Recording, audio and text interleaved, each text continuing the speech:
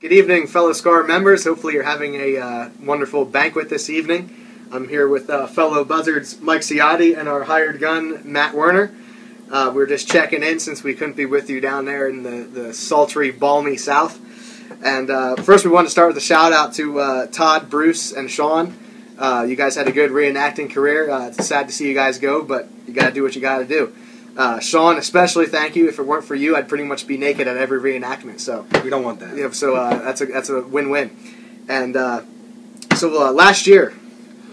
Yeah, well, first we were supposed to come down to the south for Olusty, and it was snowpocalypse, so we couldn't make it down because it was hell in the middle south in the Carolinas, and it was frozen, and it was really bad. So we couldn't make it down for that, and then we were supposed to come down from McAllister, and then everybody had things come up, and we couldn't come down, so we're really sorry we couldn't come down and join you guys for that.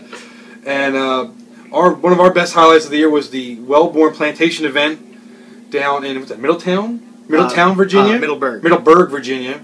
Mosby Country. Mosby Country, yeah. We guarded the Union supply lines, and it's a pretty cool immersion event down there. Yeah, it was great with at the manor house. There's a big plantation house, and a lot of times there's a lot of good civilian first-person interaction, and so that was always a good time. Just no porta-johns, no sutlers, just the good old-fashioned immersion event that everyone talks about. We don't get to do too many times, so that was a good time for us. That was one of our highlights this year.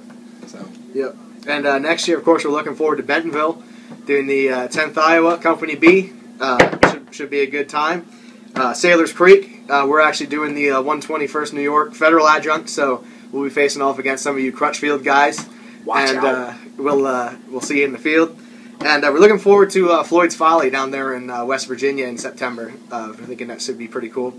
Another thing that we want to put out there is we are going to be hosting a living history at the Gettysburg Seminary. Any of you guys from down south find yourself up north in late June, we're going to be camping on the actual ground where the Iron Brigade held their last stand, where they built the barricade out of rails. Hopefully we'll be given permission to do the same for the museum. And I have a meeting with the museum at the beginning of February. I should be getting some information about that. Yeah, we should be able to be given permission to reproduce the barricade, and so that'll be pretty cool to see. It's a pretty unique, the actual spot. It's a unique experience to be. We'll be camped right where they had their final stand. And finally, we just wanted to say that we're honored that you guys made us full voting members. Absolutely. To have such an esteemed group think of us highly. Accept us. It really meant a lot. So thanks to you guys. We are. And but we figured since we're from the north, we would need to have a separate name since we're not from the same geographic location. We're not southeastern. We're not southeastern part of the United States. So, but northeastern authentic reenactors coalition. Yeah, the Narcs. Yeah, that sounds good. So, all right, guys, have a good rest of your dinner, and hopefully see you in the field. See you, fellas. We'll be brief completely. Just to let you all know, if anybody knows where I live down in Atlanta, so we pretty much represent the middle Georgia, southern Georgia area. A couple of others also from Alabama, going a little bit farther west when it comes to that. So, I'm also a combat veteran too, as well, for those of y'all who don't know too. So I tend to bring a little bit of militarism to the actual play military on the weekends too. Things coming up for 2015, want to try to renew the energy. One thing that I'd like to get a grid on is numbers, to see where everybody is, who's participating, who isn't participating, that's fine, whatever, just trying to see where we are when it comes to stuff. As far as the middle Georgia area and Alabama, so I'll be reaching out to each of you individually, seeing what exactly the members are doing, or who belongs to what, or something like that, so we can at least kind of consolidate and figure out what our numbers are, because that gives us a realistic idea as to what events we can support, ones we can't support, etc. How big can we go, a company size, battalion size, or just a small mess attending an event or something like that. So knowing numbers is really important for that. Another thing we want to try to work on, and we did this with the Bentonville effort, I discussed it with Matt Lake and Tyler and Jim. We were originally going to go and have just a normal chain of command that you see out of SCAR. But we want to start tricking out the positions, so everyone gets a chance to do a corporal, sergeant, lieutenant, and a company commander. So that we start rotating people in and out, so that we're only going to be stronger if we all understand the positions from actually doing them at least at one time or another. Okay? We don't want this to be all the same individuals doing the same leadership positions over and over again. So this time I'm the captain for Bentonville coming up. Please attend. We're Company B of the 10th Iowa.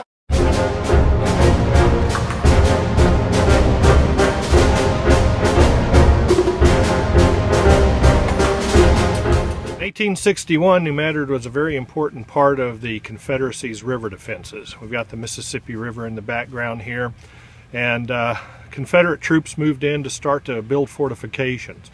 The 12th Arkansas moved in and started to build Fort Bankhead, which was just upstream of where we're standing here. And you can see behind me the event site that we're going to do.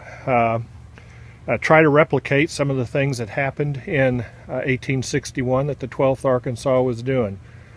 And this will be the first weekend of October 2015. Right now we've got 3 companies committed. We've got a Transmiss company, we've got a WIG company, and we've got a company that will probably be made up mostly of ONV and Upper Midwest folks. SCAR folks would be a good bunch to have, and I think this might be a little unique. Right down at the riverside, we'll be building a gun.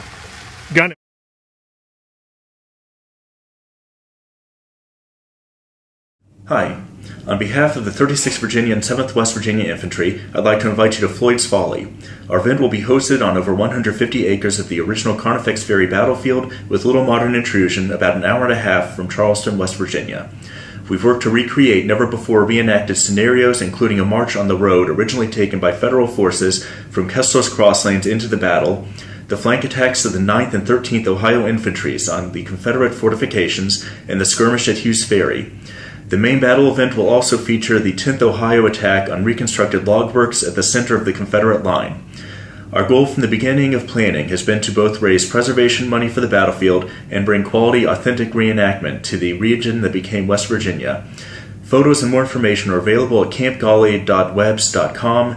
Please help us to raise the federal forces that we'll need to make this endeavor a success. Hello everyone, wish my family and I could be with you, but that wasn't possible this year. Jim wanted a video, not my forte. I'm afraid, so instead I sent this note for him to read. I am proud to be the civilian coordinator of SCAR. We have an awesome growing group of civilians that are growing all the time. Several of our members are stepping up as coordinators at events. I think this is very important to support them. I also believe it is important for us to support those who aren't official members but show up regular to our events. This will be my personal goal this year. I hope you all will join me in support of others. I miss you, Sean and Kristen Cooper. I hope you see your way to come back and play sometime. Hope everyone has a wonderful dinner and safe travels to you all. Hope to see you at an event soon. Beverly Simpson. Okay, you know how SCAR's been an integral part of working with historic Westville, Georgia. Matter of fact, I wouldn't say just working with them is just an understatement. I think all of you have blown them away is a better statement. Leo wants to continue to work with us, and he's been giving me updates on the move of Westville. You may or may not be aware that historic Westville is going to move to a new location they have in Columbus, Georgia. You may or may not be happy with that, but it's the only thing that's going to save the site. So here's a statement from Leo Goodsell, who is the director of Westville. I'm sorry that I've not been able to get a video presentation finished for the upcoming meeting. However, I do want to thank everyone for their interest in staying connected with Westville as it goes through a transition and move from Lumpkin to Columbus, Georgia. This is an exciting time for Westville and for anyone connected with Westville. While we are unable to cover fundraising and timetables, I can assure you that we are engaged in a capital campaign to fund our move. The campaign is going according to our plan and is progressing well. When we reach specific milestones, we will be able to make public announcements about our timetables and fundraising goals. Westville wants to continue working with SCAR as a part of our new site in Columbus. In Columbus, we'll be offered tremendous opportunities for interpretation to a new and growing audience. Thank you for all you do for history, and I will keep you informed of developments as they occur. Would anybody like making any statements before we end the formal part of our meeting? Anybody have any questions? I'll say something. This is 28 years I've been reenacting, and the most fun I have reenacting is when I do authentic stuff. I enjoy being part of the SCAR. That's what it's all about.